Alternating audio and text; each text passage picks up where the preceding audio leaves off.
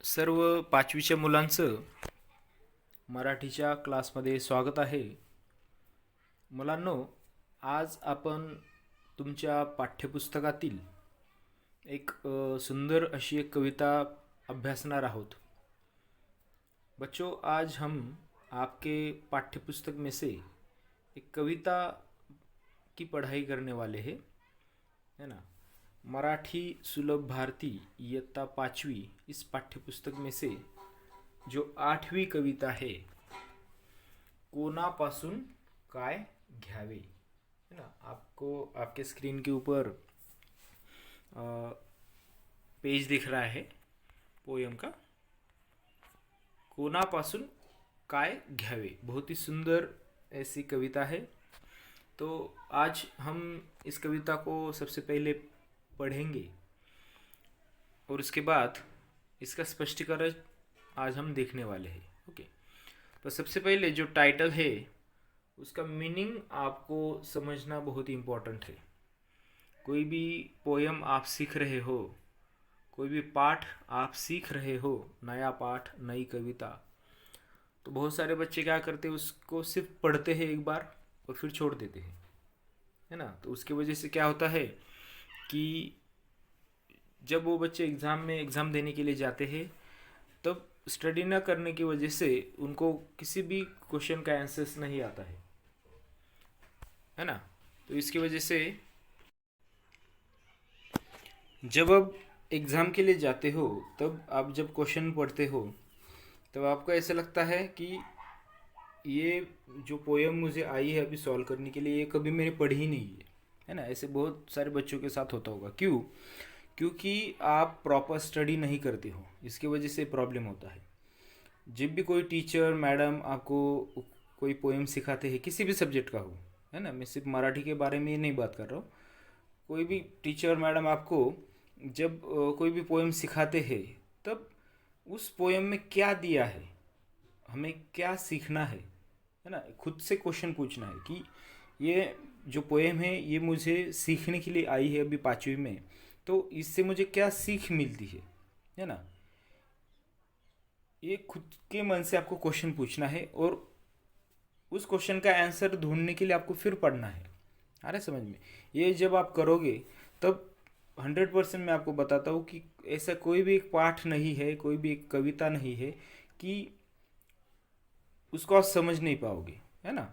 तो इसलिए जब आप पढ़ते हो, तब उसका मीनिंग, उसका अर्थ क्या दिया है वो समझना बहुत ही इम्पोर्टेंट है, और मुझे उससे क्या सीखना है ये खुद के मन से आपको क्वेश्चन पूछना है. तो चलो, कोणापासून काय घ्यावे अभी मराठी में है, तो थोड़ा समझ में आपको मुश्किल जाएगा समझने में. कोई बात नहीं, मैं आपको थोड़ा आसान करके सिखाऊंगा. कोणापासून काय घ्यावे, है ना, किन से हमें क्या सीखना है ना. अभी आप सबसे पहले चित्र देखो. स्क्रीन के ऊपर आपको चित्र दिख रहा है.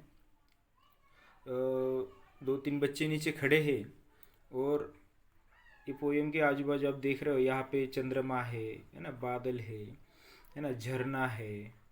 उसके बाद यहाँ पे पेड़ है, सूरज है ना. उसके बाद एक छोटा सा पौधा है, और ये बच्चे क्या कर रहे हैं, हाथ जोड़कर खड़े हैं यहाँ पे, बराबर ना.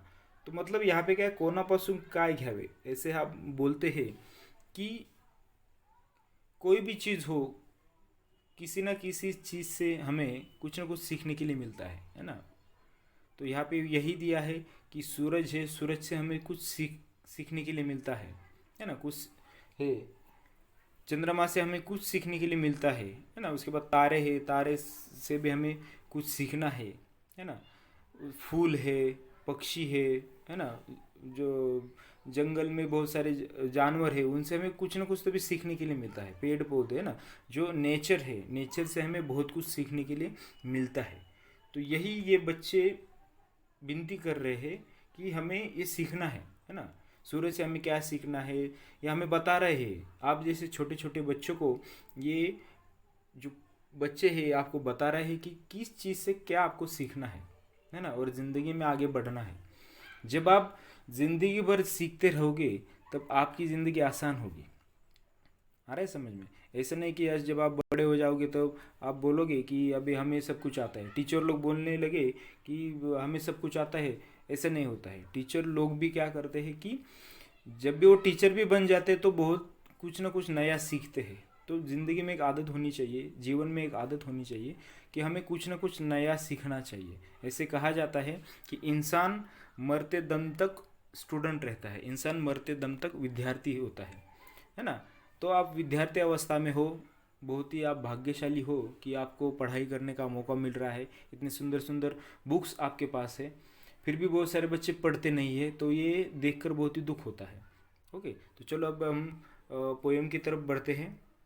आपको पोएम में दिखाई दे रहा है कि कोणापासून काय घ्यावे। थोड़ा मैं जूम करता हूँ, एक एक सेंटेंस हम देखेंगे। कोणापासून काय घ्यावे, अभी हमें किन किन चीज़ों से क्या सीखना है देखो। अभी सबसे पहले हम क्या करते हैं, सारी पोएम पढ़ लेते हैं। ओके, उसके बाद हम क्या करते हैं, एक एक स्टांजा लेते हैं, फिर उसका एक्सप्लेनेशन देखिए। सूर्यापासून रंग घेऊया, देखो मैं थोड़ा झूम करता हूँ।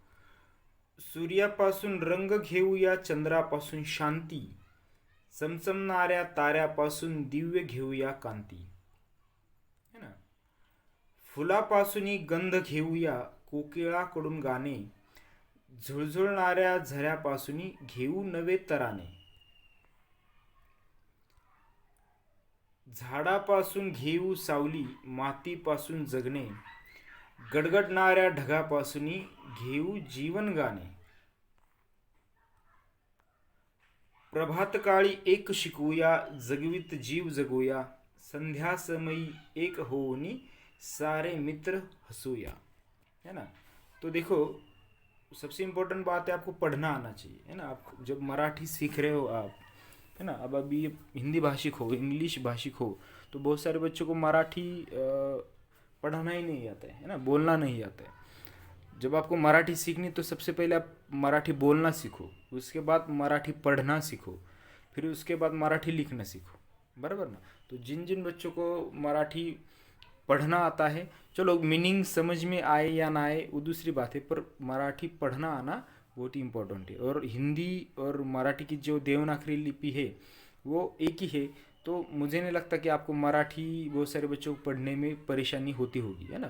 क्योंकि मराठी और हिंदी एक ही है, देवनागरी लिपि। तो चलो पहला स्टांजा हम देखते हैं। यहाँ पे है, सूर्यापासून रंग घेऊया, क्या है? सूर्यापासून रंग घेऊया, चंद्रापासून शांति। तो सूरज से हमें क्या लेना है? सूरज से हमें रंग लेना है ना? रंग घेऊया। अभी आप देखते हो जब सूरज सुबह सुबह उगता है तब आसमान में बहुत सारे कलर्स आपको दिखाई देंगे ना। जब कोई सूर्योदय के समय कोई उठा होगा सुबह 6:30-7, है ना, 6-6:30 बजे, तो आपको जब पूरब की दिशा से जब सूरज उगता है तब आपको आसमान के कलर्स देखने चाहिए, है ना? उसके बाद जब सूरज ढलता है तब भी आप देखते होंगे आसमान में, है ना, कि कोई समंदर के किनारे शाम के वक्त गया है 6-6:30 बजे, तब जब सूरज डूबता है ना, सूरज ढलता है, सूर्यास्त होता है, तब आप आसमान में देखो कितने कलर्स आपको दिखाई दे। तो यहाँ पे इसलिए बोला गया है कि इन लड़कों को क्या चाहिए कि सूर्यापासून उनको क्या चाहिए? सूर्यापासून रंग घेऊया, है ना? सूर्यापासून रंग घेऊया। जब बारिश के दिनों में आप धूप में जब बारिश गिरती है तब इंद्रधनुष्य आता है, तब भी क्या होता है कि इंद्रधनुष्य में बहुत सारे कलर्स होते, 7 कलर्स होते हैं, बराबर? धूप में जब बारिश होती है तभी इंद्रधनुष्य आता है। जो वैसे रात में इंद्रधनुष्य आपको दिखता है क्या? नहीं दिखता है। जब दिन के समय धूप होती है, धूप में जब बारिश होती है तब क्या होता है?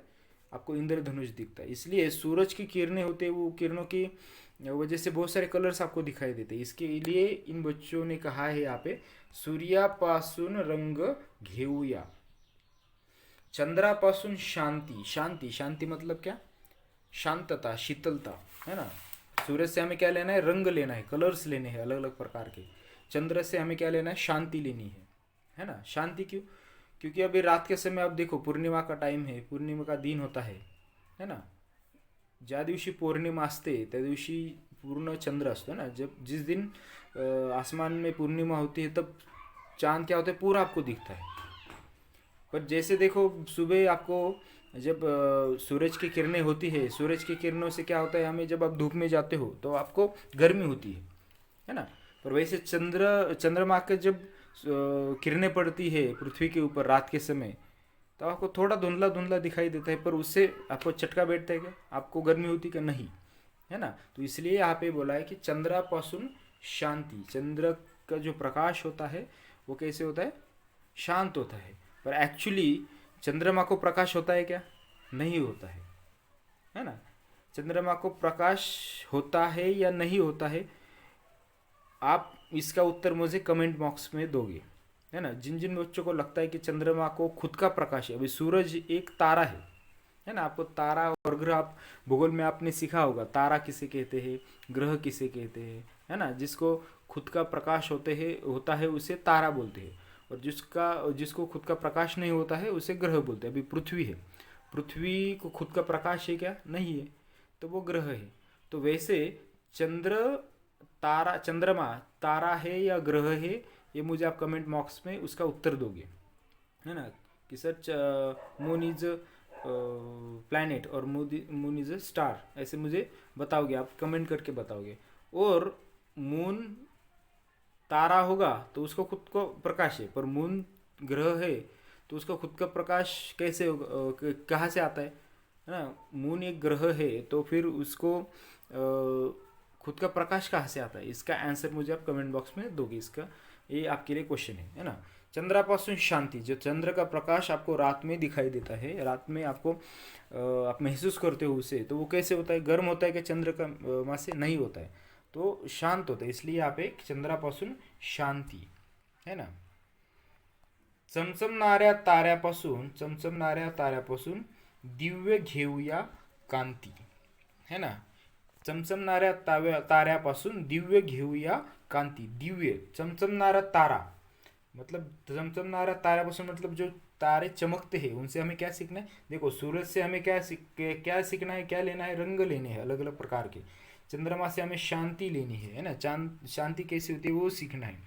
पर जो तारे होते चमचमणाऱ्या ताऱ्यापासून, जो तारे होते चमकते, उनसे क्या सीखना है, हमें क्या लेना है, दिव्य घेऊया कांति, दिव्य घेऊया कांति। दिव्य मतलब तेजस्वी, एकदम प्रखर।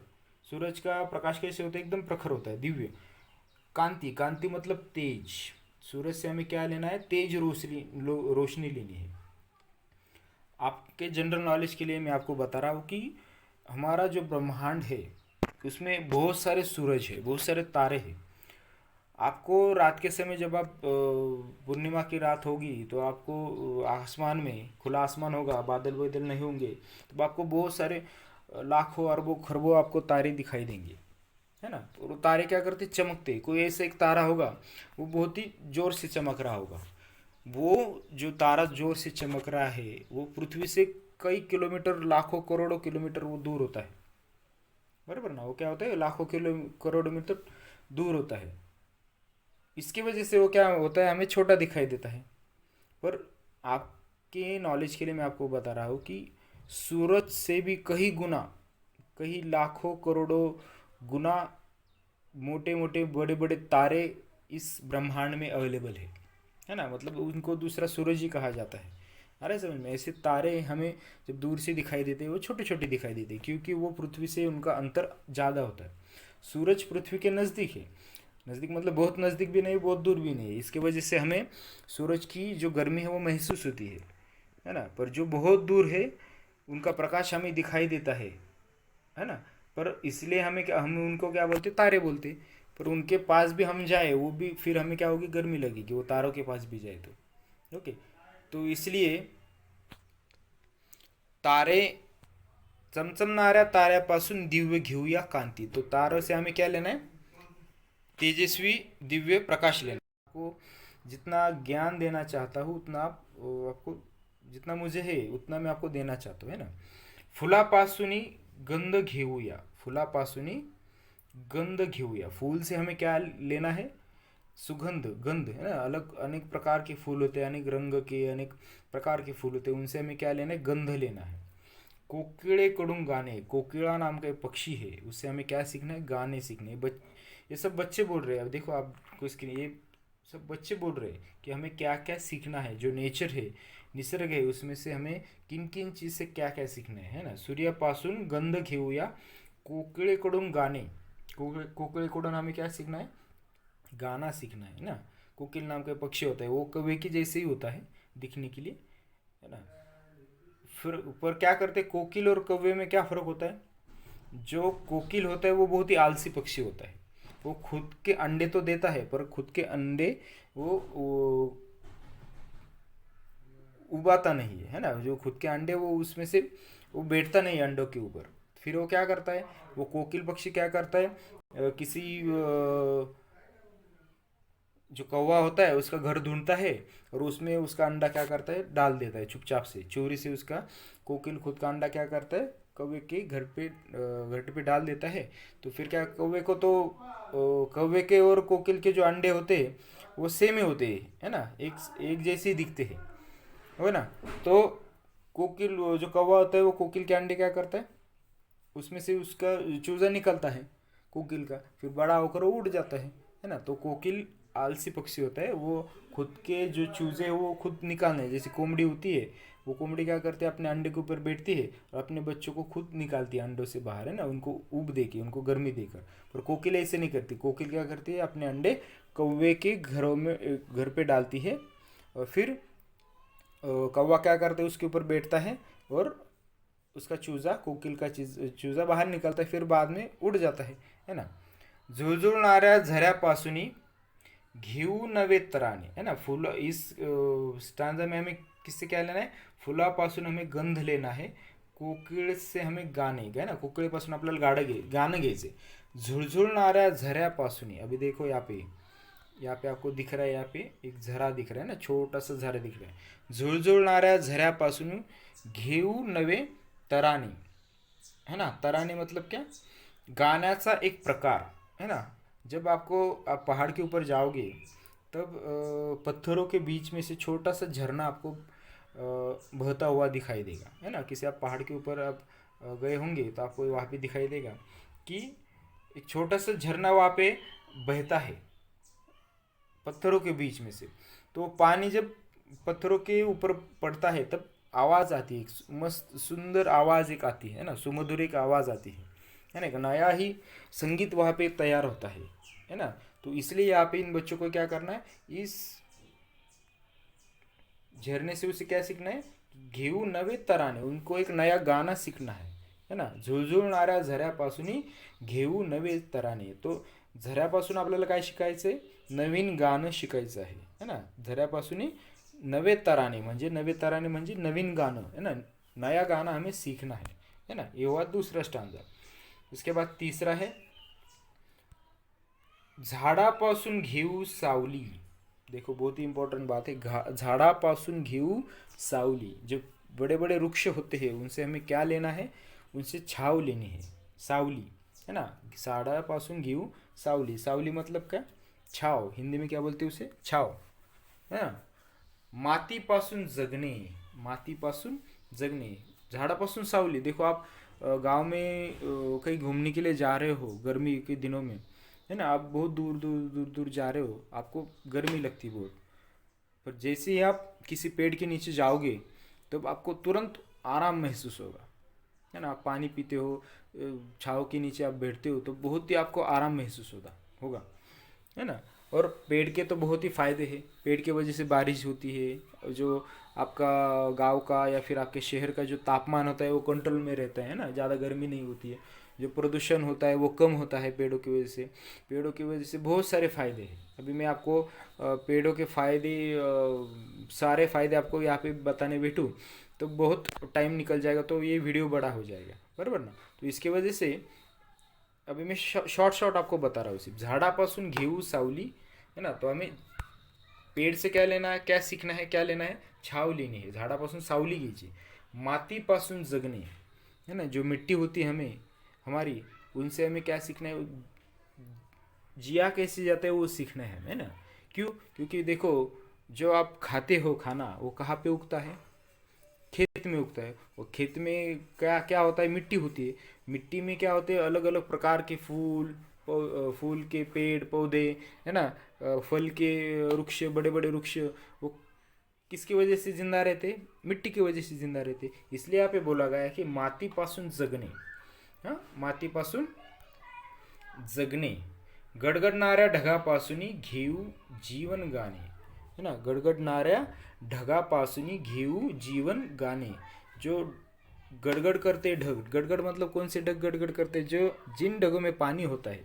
बारिश के दिनों में आपको सुनाई दे रहा होगा, है ना. बारिश, अभी तो बारिश के दिन है, तो आपको पता है कि जब बारिश आती है ना, जब बारिश का माहौल होता है, तब क्या होता है? गड़गड़ गड़गड़ गड़गड़ गड़, सारे ढग क्या करते? बजने लगते. अभी बम्बई जैसे शहर में तो सीधा ढग आते और सीधा बादल कुछ गरजते नहीं, कुछ नहीं, सीधा बारिश गिरने लगती. पर जब आप गांव में जाओगे, तब गांव में आपको पता चलेगा, जब बारिश आनी होती है तब क्या होता है? पहले बास आती है अच्छे से, उसके बाद हवा आती है ज़ोर से, उसके बाद फिर आसमान में काले बादल लहराने लगते हैं, और फिर उसके बाद वो आवाज़ आती है गड़गड़ गड़गड़, है ना. उसके बाद फिर बारिश गिरती है जोर जोर से. तो गडगडणाऱ्या ढगापासून घेऊ जीवन गाणे, है ना. जो ढग होते हैं उनकी वजह से बारिश गिरती है. इसकी वजह से जो पृथ्वी के ऊपर जो पेड़ पौधे, इंसान, जितने भी जीव है, छोटे छोटे कीड़े मकोड़े, उनको भी पानी पीने के लिए लगता है ना. कितना भी बड़ा इंसान हो, कितना भी बड़ा जानवर हो, और कितना भी छोटा कीड़ा हो, है ना, मुंगी, कितना भी छोटा कीड़ा हो, उनको भी क्या लगता है? जीने के लिए पानी लगता है. इसलिए यहाँ पे बोला है कि गडगडणाऱ्या ढगापासून घेऊ जीवन गाणे. जीवन गाणे मतलब पानी लेना है हमें उन ढगों से, है ना. ये हुआ तीसरा स्टांग. अभी प्रभात काळी एक शिकूया. प्रभात काळी एक शिकूया. प्रभात काळी, प्रभात काल मतलब क्या? पहाटे, है ना, सुबह सुबह, एकदम सुबह का टाइम, उषक काल.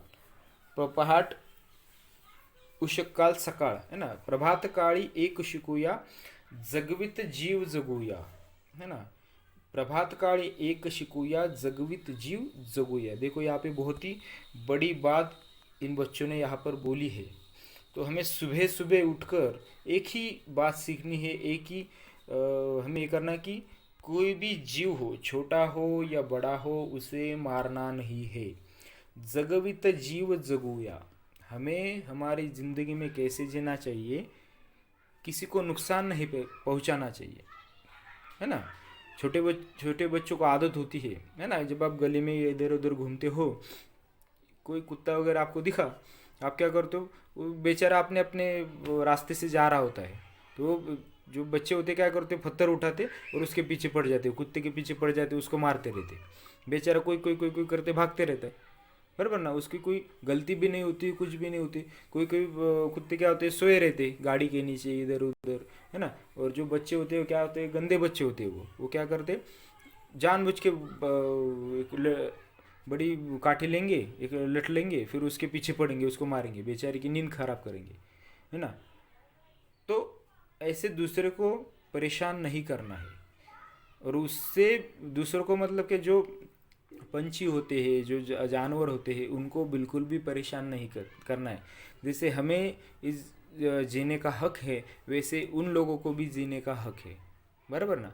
आपके घर में आपको छोटे छोटे मूंगी वगैरह वो आपको दिखाई देंगे, तो क्या करते हैं? आप उनको मार डालते हो. चूहे होते हैं, है ना, उनको मार डालते हो. उनको भी जीने का हक है. उनको आप पकड़ो या फिर बाहर छोड़ो, है ना, और उनको मारो मत. अरे समझ में. कोई कोई क्या करता है कि सांप पकड़ता है और उनको मारता है. गांव में तो बहुत सारे ऐसे घटनाएं घटती है. सांप क्या होता है कि गलती से शिकार के पीछे पीछे आता है और किसी घर में घुस जाता है, और क्या करता है इंसान? फिर उसके ऊपर रॉकेट डाल देता है, उसको जलाता है, उसको मारता है, लठ से मारता है ना. ऐसे नहीं करना चाहिए. आपको क्या करना है? किसी को आपके घर में या फिर गांव में आपको सांप दिख गया, तो किसी आपके नज़दीक के सर्प मित्र को बुलाओ, है ना. सर्प मित्रों को बुलाओ, तो क्या करेगा? उसको आराम से पकड़ेगा, है ना. बहुत सारे लोग होते हैं वो सांप पकड़ते हैं, है ना. तो उनको बुलाओ, और फिर वो उनको पकड़ेंगे, और फिर पकड़ के किसी अच्छे जगह पर, सेफ जगह पर उनको छोड़ देंगे, बड़े बड़े सांपों को. तो ऐसे मुठभेड़ होती रहती है गांव में. तो बहुत ही होता रहता है कि आपके घरों में भी सांप निकले होंगे, पर उनको बिल्कुल भी मारना नहीं है ना. जगवित जीव जगूया. हमें जीना है, पर कैसे जीना है? किसी को नुकसान नहीं पहुंचाकर हमें जीना है. किसी को नुकसान नहीं पहुंचाना है हमें. उनको भी जीने का हक है, हमें भी जीने का हक है। जैसे हमें नई नई चीज़ें करनी पसंद है, हमें जीने का हक है, वैसे भी उन प्राणी होगा, पक्षी होगा, उनको भी जीने का हक है। संध्या समयी एक होनी सारे मित्र हसूया, है ना। संध्या समय मतलब शाम के वक्त, संध्याकाळची वेळ, है ना। शाम के वक्त आपको क्या करना है कि एक सारे बच्चों को इकट्ठा होना है। आपके मोहल्ले, गली मोहल्ले के जो बच्चे हैं वो एक साथ आपको खेलना चाहिए, है ना। अलग अलग प्रकार के खेल खेलने चाहिए, है ना, झगड़ा नहीं करना चाहिए। सारे मित्र हसूया, और आपको क्या करना चाहिए, मिलजुल कर रहना है, हंसना है, झगड़ा नहीं करना है। छोटी छोटी बातों पे आपको झगड़ा करना नहीं है ना। तो ये हमें इस कविता से हमने सीखा। तो अभी हम फिर से एक बार रिवीजन करेंगे आपका। देखो यहाँ पे है कि, देखो फिर से एक बार झूम करता हूँ मैं। सूर्यापासून रंग घे ना, सूरज से हमें रंग लेना है। चांद से हमें शांति लेनी है। जो तारे हैं उनसे हमें क्या करना है, तेज लेना है। दिव्य कांति मतलब तेज। फूलापासून गंध, फूल से हमें गंध लेना है ना। जो कोकिल है उससे गाने, कोकिल का आवाज़ कैसे होता है, अच्छा होता है, गाना, है ना, गाने आवाज़ अच्छा गाती कोकिल से हमें गाना लेना है। जो झरा होता है उससे नवे तराने, उससे हमें नया गाना सीखना है। जो वृक्ष है, झाड़ है, उससे हमें छाव लेनी है, सावली।